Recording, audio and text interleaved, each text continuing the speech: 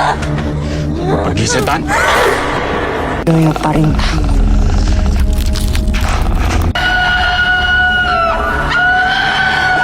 कहानी की शुरुआत में हम एक उस्ताद को देखते हैं। वो ईशा की नमाज पढ़कर जंगल के रास्ते अपने घर लौट रहे थे। तभी उन्हें लगता है कि कोई उनका नाम पुकार रहा है। वो इधर उधर देखते हैं पर कोई नहीं मिलता। तभी सामने देखने पर उन्हें एक औरत दिखाई देती है। वो औरत उस्ताद से विनती करती है, उस्ताद प्लीज मेरे साथ मेरे घर चलिए, मेरी बेटी की हालत बहुत खराब है। उस्ताद हरी उसके साथ चले जाते हैं। वहाँ उनके पीछे हम एक और लड़की को देखते हैं जो उन पर नजर रख रही थी। खैर घर पहुँचकर उस्ताद देखते हैं कि बेटी को एक भयानक शैतान ने पजेस कर रखा है। उस्ताद शैतान को निकालने की कोशिश करते हैं लेकिन वो निकल नहीं रहा था। काफी देर कोशिश करने के बाद उस्ताद शैतान को निकालने में कामयाब हो जाते हैं। तभी उन्हें बाहर से हाथापाई की आवाज आती है। लड़की का पिता दौड़कर बाहर जाता है देखने के लिए कि क्या हो रहा है। उस्ताद भी दरवाजे पर जाकर खड़े हो जाते हैं लेकिन तभी वो लड़की उठकर खड़ी हो जाती है। जैसे ही उस्ताद उसकी तरफ देखते हैं पीछे से कोई उसकी गर्दन धड़ से अलग कर देता है और ये कातिल वही लड़की थी जो थोड़ी देर पहले जंगल में उन पर नजर रख रही थी। अपनी आंखों के सामने ये देखकर उस्ताद बुरी तरह डर जाते हैं।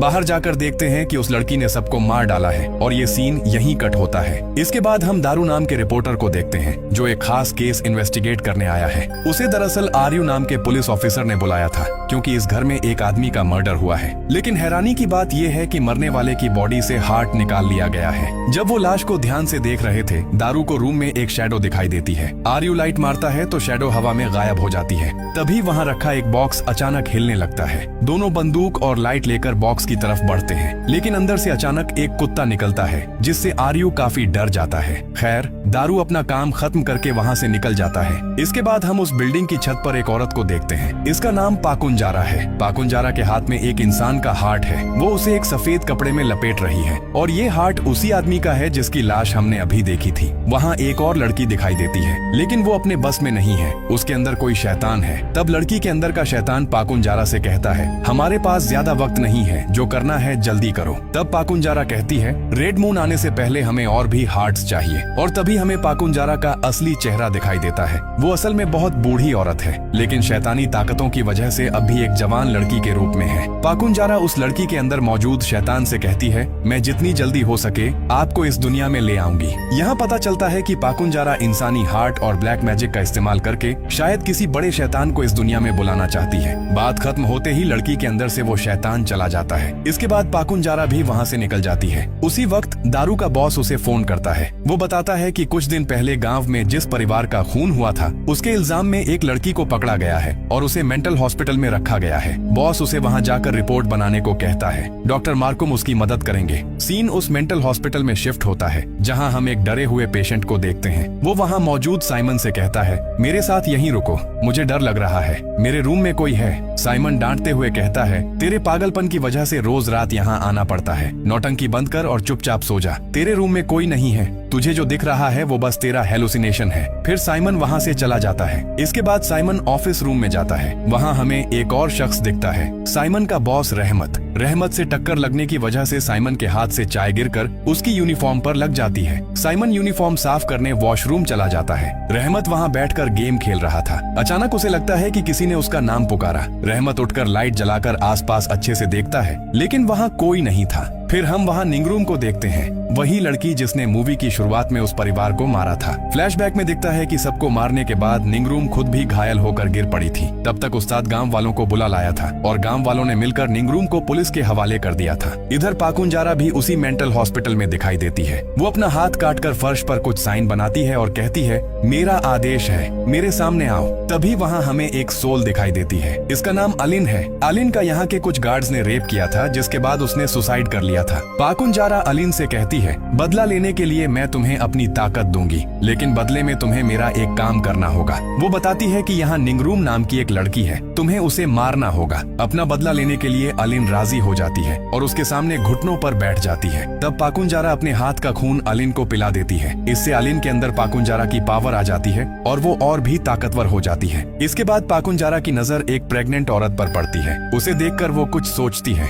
दूसरी तरफ रहमत अभी भी उसे ढूंढ रहा था जिसने उसे आवाज दी थी, लेकिन काफी देर ढूंढने के बाद भी उसे वहाँ कोई नहीं मिलता। इधर वॉशरूम में साइमन खुद को साफ कर रहा था, तभी उसे पीछे से आवाज आती है और वो मुड़कर देखता है। यहाँ आपको एक बात बता दूं, जिस अलिन की सोल को हमने अभी देखा उसका रेप साइमन और रहमत ने ही किया था। खैर, साइमन चारों तरफ ढूंढता है कि आवाज किसने की। वो हर टॉयलेट चेक करता है, फिर एक बाथरूम में उसे नीचे मग पड़ा दिखता है। उसे लगता है शायद मग गिरने से ही आवाज आई होगी। वो मग उठाकर बाल्टी में रखता है और आगे बढ़ता है। तभी बाथरूम से कोई उस मग को दोबारा फेंक देता है। साइमन मग को देखता है कि तभी एक भयानक हाथ उसके कंधे पर आ जाता है। साइमन चौंक जाता है। फिर आईने में अलिन की सोल को देखकर वो डर के मारे दौड़कर एक टॉयलेट में छिप जाता है। थोड़ी देर बाद वो नोटिस करता है कि उसकी यूनिफॉर्म पर ऊपर से खून टपक रहा है। ऊपर देखता है तो वो सोल दीवार पर बैठी हुई थी। तभी सीन कट होकर अगली सुबह पर आता है। हम देखते हैं कि दारू मेंटल हॉस्पिटल आ गया है। वहाँ उसकी मुलाकात डॉक्टर मार्कुम से होती है। डॉक्टर पूछते हैं कि क्या उसने पहले कभी किसी मेंटल पेशेंट का इंटरव्यू लिया है। दारू बताता है कि उसने पहले भी एक बार ऐसा इंटरव्यू लिया था। डॉक्टर मार्कुम कहते हैं कि ये मेंटल हॉस्पिटल बाकी जगहों से बिल्कुल अलग है। फिर दारू निंगरूम से बात करने आता है। वो देखता है कि निंगरूम को हथकड़ी पहनाकर टेबल से लॉक किया गया है। निंगरूम ने जिन लोगों को मारा था, दारू उनकी फोटोज उसके सामने रखकर पूछता है कि उसने उन्हें क्यों मारा।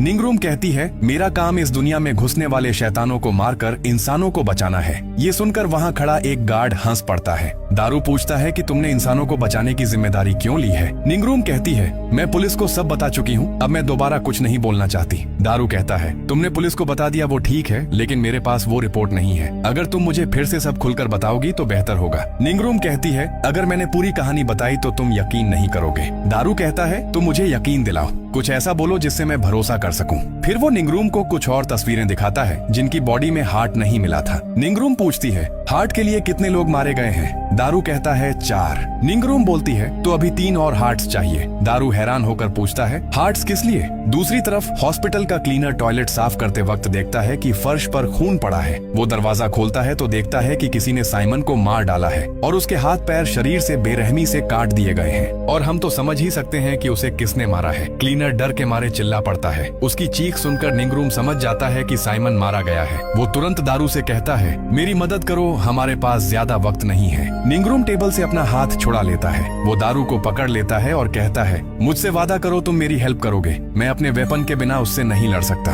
डर के मारे दारू हाँ कह देता है। तभी वहाँ मौजूद गार्ड्स निंगरूम को ले जाने लगते हैं, लेकिन जाते जाते निंगरूम दारू को बार बार याद दिलाता है, तुमने मुझसे वादा किया है कि तुम मेरी मदद करोगे। उसी वक्त पाकुंजारा आज फिर एक इंसान के अंदर से उसका हार्ट निकाल लेता है और वो उसे सफेद कपड़े में लपेट रहा होता है। तभी वहाँ मौजूद एक लड़के के अंदर वो शैतान घुस जाता है। लड़के के जरिए वो शैतान पाकुंजारा से कहता है कि कोई है जो निंगरूम को वो वेपन हासिल करने में मदद करेगा। उसे किसी भी कीमत पर रोको, वरना वो मुझे फिर से मार डालेगा। यहाँ क्लियर हो जाता है कि पाकुंजारा जिस शैतान को वापस लाना चाहता है, निंगरूम उसे पहले भी एक बार खत्म कर चुका है। इसके बाद उस बच्चे के अंदर से शैतान चला जाता है। नेक्स्ट सीन में दारू उस्ताद से मिलने आता है और गांव में हुए उन मर्डर्स के बारे में सवाल करता है। उस्ताद कहता है कि यहाँ बात नहीं की जा सकती। वो उसे दूसरी जगह ले जाता है और सारी सच्चाई बताता है। उस्ताद उसे उसी जगह ले आता है जहाँ निंगरूम ने कत्लेआम मचाया था। वो बताता है कि उस दिन एक महिला उसे बुलाकर अपने घर ले गई थी। वहाँ वो एक छोटी बच्ची का एक्सोर्सिज्म कर रहा था। तभी अचानक निंगरूम वहाँ आया और उसने सबको मार डाला। उस्ताद जब जान बचाकर भाग रहा था तो उसने देखा कि निंगरूम उस पजेस्ट बच्ची के पिता के साथ फाइट कर रहा था। आखिरकार निंगरूम ने उस आदमी पर वार किया और उसका सिर धड़ से अलग कर दिया। इस फाइट के दौरान निंगरूम के पेट में भी गहरी चोट लगी। मैं बुरी तरह डर गया और भागकर गांव वालों को वहां ले आया। लेकिन सबसे शॉकिंग बात ये थी कि जिस घर में मैं गया था वहां कोई घर था ही नहीं। तभी हमने पाकुंजारा को देखा जो दूर से सब कुछ देख रहा था। उसने खून से एक बांस पर कुछ लिखा और वहां से चला गया। दूसरी तरफ हारी जंगल से निकलने की कोशिश कर रहा था, लेकिन उसने नोटिस किया कि वो बार बार घूमकर उसी जगह वापस आ रहा है। वो चाहकर भी उस जगह से बाहर नहीं निकल पा रहा था। तो इसके बाद अचानक पाकुंजारा आता है और उस्ताद के अंदर से उसका हार्ट निकाल लेता है। और थोड़ी देर पहले हमने पाकुंजारा को बांस पर खून से जो लिखते हुए देखा था वो असल में एक माया जाल था, ताकि हारी जंगल से बाहर न जा सके। इधर दारू भी जंगल से निकलने का रास्ता नहीं ढूंढ पा रहा था। तभी उसे वहाँ एक लड़की दिखाई देती है। दारू उससे पूछता है, मैं इस जंगल से बाहर कैसे निकलूं? मुझे रास्ता दिखाओ। वो लड़की हाथ के इशारे से एक रास्ता दिखाती है, लेकिन तभी अचानक उसके सामने एक अजीब सी लड़की आ जाती है। उसका चेहरा पूरी तरह बिगड़ा हुआ था। वो उससे कहती है, यहाँ से जल्दी भागो। दूसरी तरफ हम निंगरूम को देखते हैं। वो अब यहाँ से भागने का फैसला करता है। रूम से बाहर निकलने के लिए वो वेंटिलेशन में घुस जाता है। थोड़ा आगे जाने पर उसे दिखता है कि एक गार्ड किसी लड़की का रेप करने की कोशिश कर रहा है। निंगरूम तुरंत नीचे कूदता है और उस गार्ड को मारना शुरू कर देता है। उसके चिल्लाने की आवाज सुनकर रहमत और एक और आदमी वहाँ आ जाते हैं। वो निंगरूम को पकड़कर वापस कैद कर देते हैं। नेक्स्ट सीन में हम देखते हैं कि दारू फिर से निंगरूम से मिलने आता है। आज उसके साथ जो भी हुआ वो निंगरूम को सब सच सच बता देता है। तभी निंगरूम उसे असली सच्चाई बताती है। वो कहती है, मैं एक डीमन हंटर हूँ। पाकुंजारा जिस शैतान को वापस लाना चाहती है उसे मैं एक बार मार चुकी हूँ, लेकिन पाकुंजारा जानती थी कि उसे दोबारा कैसे जिंदा किया जाए और वो अब वही कर रही है। इसके लिए पाकुंजारा को इंसानी हार्ट्स चाहिए। वो ऑलरेडी 5 हार्ट्स जमा कर चुकी है और अगर मुझे मेरा वो वेपन नहीं मिला तो मैं किसी भी हाल में पाकुंजारा को नहीं रोक पाऊंगी।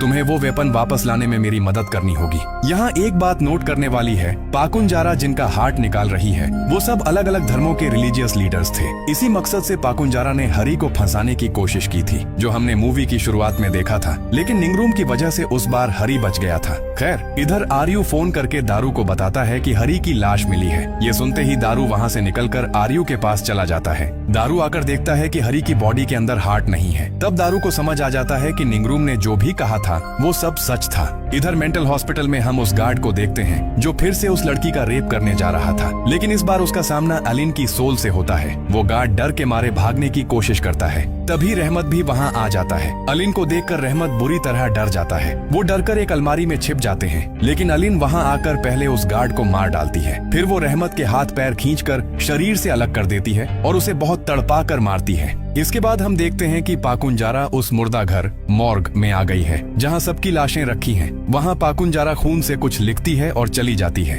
इधर दारू को निंगरूम के हाथों मारे गए एक शख्स की बॉडी के पेट में वो हथियार मिल जाता है, जिसके बारे में निंगरूम ने बताया था। दारू पेट के अंदर से वो हथियार निकालता है और अपने पास रख लेता है। थोड़ी ही देर बाद मुर्दा घर में जितनी भी डेड बॉडीज थीं, वो सब जिंदा हो जाती हैं। वो दारू और आर्यू को मारने के लिए आगे बढ़ती हैं। वो दोनों उन डेड बॉडीज का मुकाबला नहीं कर पा रहे थे। दारू बड़ी मुश्किल से रूम से बाहर निकलता है और बाहर से दरवाजा लॉक कर देता है, लेकिन आर्यू अंदर ही फंसा रह जाता है और ये मुर्दा लोग पाकुंजारा के उसी सिंबल की वजह से जागे हैं। उधर एलिन की सोल को देखकर मेंटल हॉस्पिटल के सारे पेशेंट्स को सेफ्टी के लिए सेल से बाहर निकाला जा रहा था। तभी निंगरूम कहती है, तुम लोग यहाँ से जल्दी भागो, मैं इसे देख लेती हूँ। मतलब निंगरूम अलिन की बात कर रही थी।